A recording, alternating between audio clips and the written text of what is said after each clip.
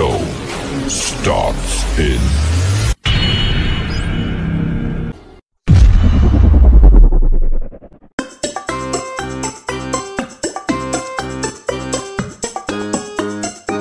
Hello everyone! I'm here again, Melina Nika.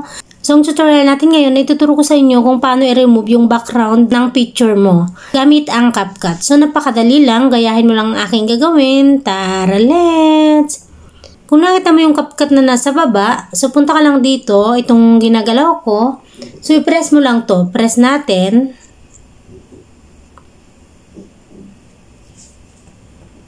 Then, kung nakita mo itong new project, punta ka lang dito, i-press mo lang to para mapunta ka sa gallery mo. Pipiliin mo kung anong picture ang gusto mong i-edit para matanggal yung background. So, i-press natin to.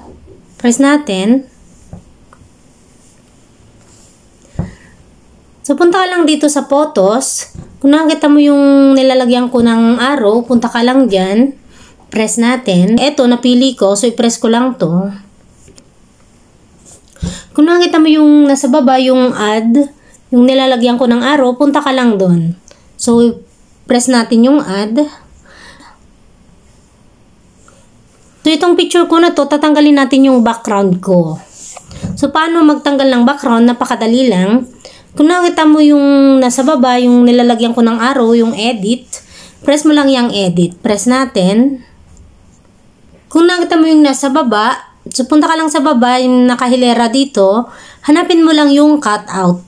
Kung nakikita mo yung cutout, yung nilalagyan ko ng arrow, punta ka lang dyan. So, i-press natin. May makita ka dito na remove background, customize cutout, saka chroma key. So, punta ka lang dito sa remove background. Press mo lang tong remove background. So, i-press natin. Look at the background. Kung nakita nyo, wala na siyang background. So, kung gusto mong ibalik, press mo lang ulit tong turn off cutout. Kung nakita mo yung binibilguan ko, press mo lang yung turn off cutout para bumalik ulit yung background ng picture mo. So, i-press natin. So, bumalik ulit. So, dahil gusto kong i-remove yung background ng picture ko, so, i-press ko lang ulit tong turn on cutout. So, kung nakita nyo, nawala yung background. Ngayon, kung nakita mo yung check na nasa baba, yung nilalagyan ko ng arrow, so punta ka lang dyan. So, i-press natin.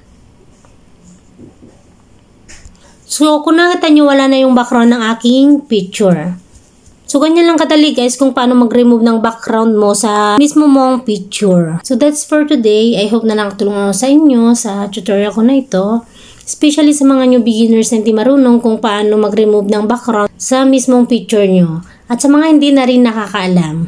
See you on my next tutorial. Thanks for watching. God bless us all. Bye-bye.